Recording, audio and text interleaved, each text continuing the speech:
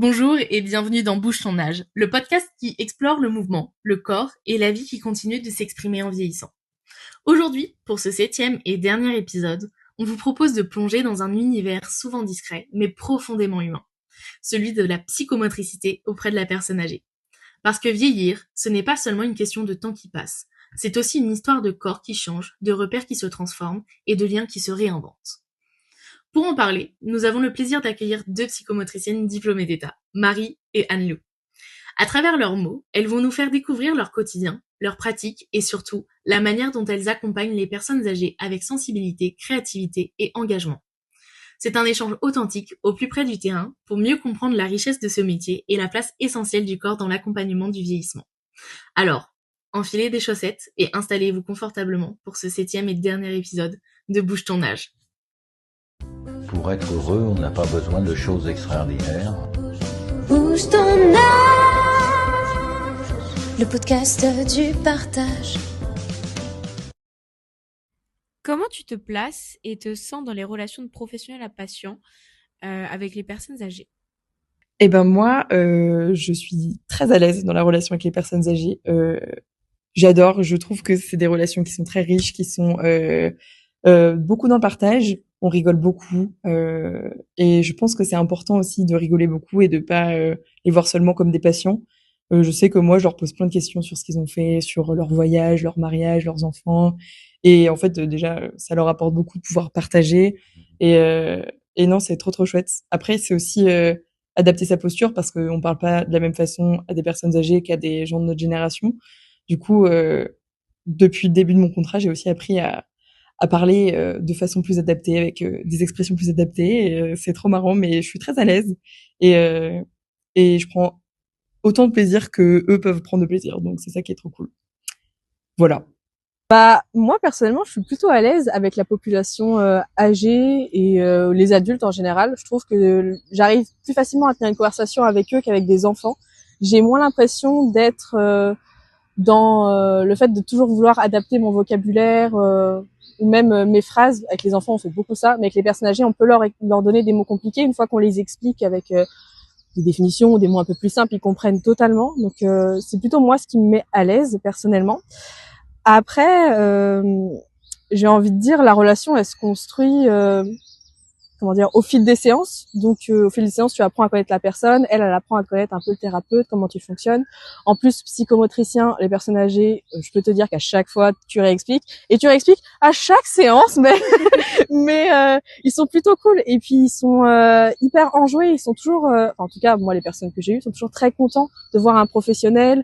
Peu importe ce que le professionnel s'apprête à faire, c'est juste de qu'ils aient une présence, qu'ils aient quelqu'un avec qui échanger. Et après aussi avec dans la relation, tu as des discussions avec les patients, ce genre de choses. Moi en tout cas, comme je travaille en milieu hospitalier, c'est des patients qui sont là quand même pour des séjours courts ou plutôt longs. Du coup, je les vois quand même assez régulièrement et des fois quand je passe dans le couloir, c'est un petit échange, ils prennent leur café, c'est aujourd'hui ça a été difficile, voilà, même si c'est qu'un temps court et qui n'est pas au sein d'une séance, eux ça les met en confiance et puis toi aussi ça te permet d'apprendre à mieux les connaître et puis tu crées quelque chose avec eux, c'est même si c'est une petite histoire courte, c'est plutôt chouette. Enfin, moi, j'aime bien quand quand ils se rappellent que nous, on va pas être là, c'est plutôt sympa. On se dit, tiens, vous faites le rappel pour moi à mes collègues, ou alors, nous, on les voit, on se dit, aujourd'hui, vous allez voir votre fille, ou alors, vous avez été l'examen, et juste avoir une petite pensée, ils sont plutôt contents. Selon toi, qu'est-ce que la psychomotricité auprès de la personne âgée? La psychomote en gériatrie, pour moi, c'est essentiellement, pour moi, le point essentiel, c'est de maintenir un lien social qui est dans le plaisir. C'est apporter du plaisir aux personnes âgées. C'est quoi qu'il faille travailler avec eux, que ce soit de la relaxation, que ce soit de la motricité, de la stimulation cognitive, c'est que en premier lieu, il y ait le plaisir de faire des séances, que ce soit ludique, que ce soit pas infantilisant, mais ludique. Et et voilà, après, il y a plein de choses à travailler. Là où je travaille, on a une équipe de rééducation qui est absolument immense.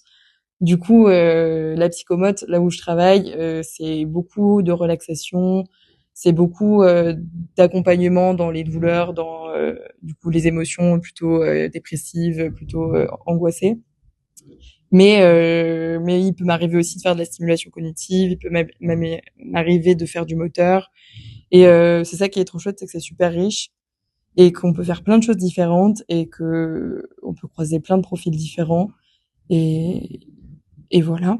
Pour moi, la première chose qui me vient en tête, c'est que c'est un maintien des capacités de la personne, que ce soit au niveau physique ou psychique.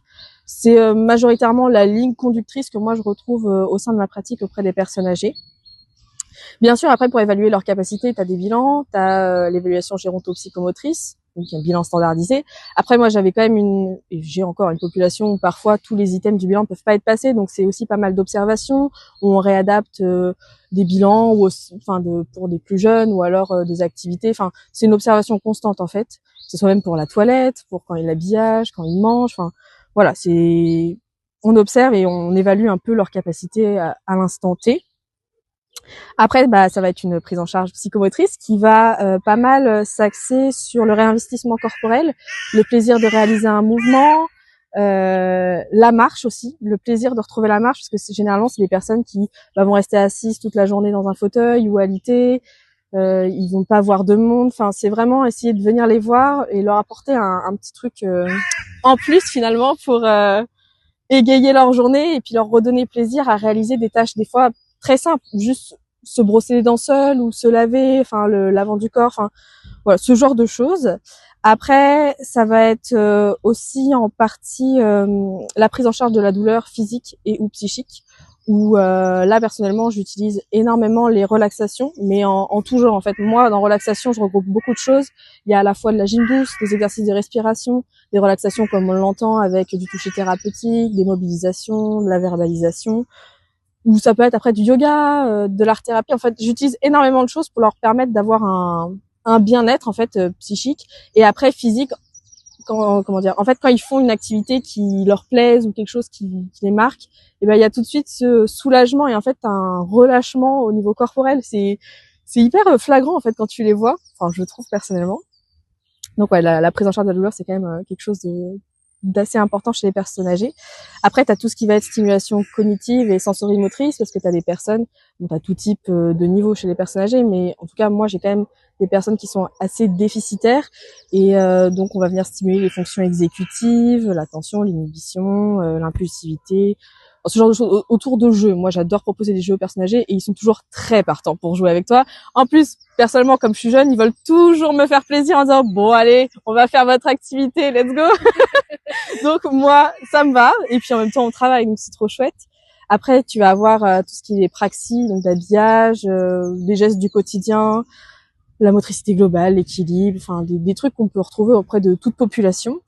Et aussi l'un des éléments assez importants qu'on retrouve en lien avec notre pratique et qu'on retrouve chez les personnes âgées, ça va être l'accompagnement à la fin de vie, avec toutes les angoisses qui vont être autour de la fin, toutes les angoisses par rapport à la famille, comment ça va se passer. Après, c'est aussi des fois juste ils ont besoin de parler de comment va se passer leur enterrement. Enfin, il faut être quand même assez préparé à ce genre de choses et garder arriver à garder la distance avec ce qu'ils disent.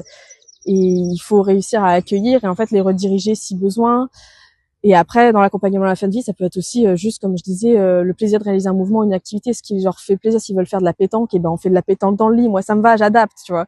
On peut faire un peu de gym douce ou juste des fois parler, ça leur fait du bien. Et on s'en rend pas compte, mais eux, juste d'avoir une présence, quelqu'un qui les écoute, même si on comprend pas forcément ce qu'ils vivent, parce que personnellement, j'ai pas leur pathologie et je souhaite ne pas les avoir, mais on comprend, enfin on entend, et en fait avec la théorie tu sais ce qui va se passer, tu peux leur expliquer d'une certaine façon et ça se passe plus ou moins bien en fonction des personnes, mais après tu peux t'épauler des psychologues, des médecins, des infirmières, enfin vraiment dans des situations comme ça, faut pas être tout seul quoi. Aurais-tu des conseils, des remarques, quelque chose qui te semble important pour nos auditeurs? Je pense que en travaillant en gériatrie, je vois que il faut pas s'enquiquiner avec les petits problèmes de la vie, que les personnes âgées que je croise, ils se souviennent de leur famille proche, de leurs amis proches, ils se souviennent des choses fortes de leur vie, et il y en a aucun qui me raconte qui s'est enquiquiné à faire des petits trucs qui nous enquiquinent nous aujourd'hui, ça on s'en fiche. Voilà, vivez votre vie, soyez proches de vos proches et voilà, la vie est belle. Pour conclure ce dernier épisode, on garde surtout une chose en tête. La psychomotricité, Ce n'est pas juste des exercices, c'est une vraie rencontre. Nos deux invités nous ont montré avec énergie et sincérité qu'accompagner des personnes âgées, c'est avant tout créer du lien, s'adapter et partager des moments simples mais précieux. Elles nous rappellent aussi que chacun peut agir à son niveau. Pas besoin d'être professionnel de santé pour faire une différence. Parfois, une lettre, un sourire, un compliment ou quelques minutes d'attention peuvent illuminer une journée. Et voilà, c'était le dernier épisode de Bouge ton âge. On espère que cette série vous aura plu, qu'elle vous aura appris des choses, touché et peut-être même donné envie de vous engager auprès des personnes âgées. Merci de nous avoir écoutés jusqu'au bout et qui sait, peut-être à bientôt pour de nouveaux projets. Pour être heureux, on n'a pas besoin de choses extraordinaires. Bouge ton âge, le podcast du partage.